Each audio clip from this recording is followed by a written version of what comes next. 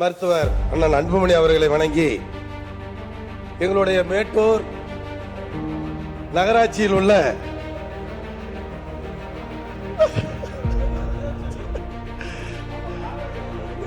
நீங்க உட்கார்ந்து பேசாங்க.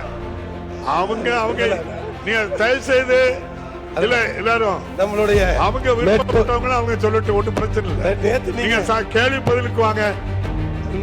நம்மளுடைய மேட்டூர் நகராட்சியில் இல்ல நீங்க கேள்வி கேட்கல நான் மாத்திடுவேன் வேற ஆளு. இல்ல அவர் குறுக்க பேசுறாரு. நீங்க மைக்கு என்னையும் பார்த்து பேசுறாரு. மாண்புமிகு உறுப்பினர் சதாசிவம் அவர்கள் எல்லாருமே கொஞ்சம் சுருக்கமா கேட்டு முடிக்க, பத்திரிகைகளை முடிக்கணும். மாண்புமிகு பேரவைத் தலைவர் அவர்களே, எனது வழிகாட்டி பாட்டாளி மக்கள் கட்சியுடைய தலைவர் மருத்துவர் அண்ணன் அன்புமணி அவர்களை வணங்கி எங்களுடைய மேட்டூர் நகராட்சியில் உள்ள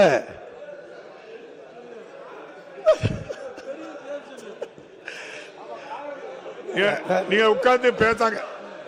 அவங்க நீங்க தயவு செய்து இல்ல எல்லாரும் நம்மளுடைய அவங்க விருப்பப்பட்டவங்க அவங்க சொல்லட்டு ஒன்றும் பிரச்சனை இல்லை. நேத்து நீங்க கேள்வி பதிலுக்கு வாங்க.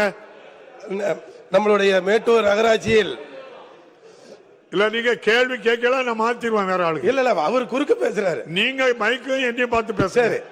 நம்மளுடைய மேட்டூர் நகராட்சியில் நம்மளுடைய அறநிலைத்துறை அமைச்சர் 2023 நவம்பர் மாதம் நம்மளுடைய பால தண்டாயுதபணி திருக்கோயில் பழுதடைந்த நிலையில் என்னுடைய கோரிக்கையை ஏற்று 2.5 கோடி ரூபாய் மதிப்பீட்டில் கட்டுமான பணி தொடங்கினார்கள்.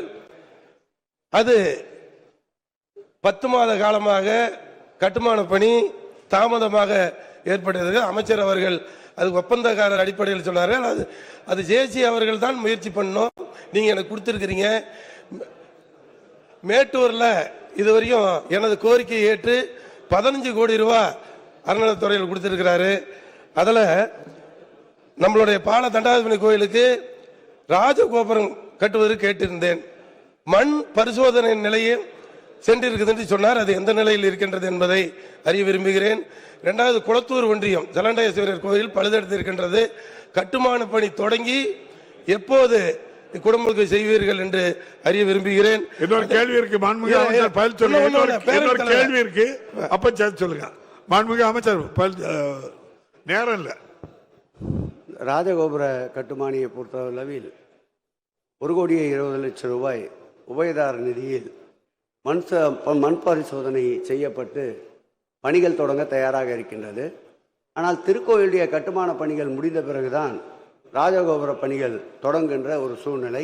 திருக்கோயில் அமைந்திருக்கின்ற பகுதி சிறிய பகுதி என்பதால் செய்திகளை உடனுக்குடன் தெரிந்து கொள்ள கீழ்கண்ட கேபிள் மற்றும் டிடிஎச் நெட்வொர்க்குகளில் எம்நாடு செய்தி தொலைக்காட்சியை காணுங்கள். பாதகம் செய்பவரை கண்டால் நாம் பயம் கொள்ளலாகாது பாப்பா. மோதி மிதித்துவிடு பாப்பா, அவர் முகத்தில் உமிழ்ந்துவிடு பாப்பா. அண்மை செய்திகளை உடனுக்குடன் தெரிந்து கொள்ள இணைந்திருங்கள் எம்நாடு தொலைக்காட்சியுடன்.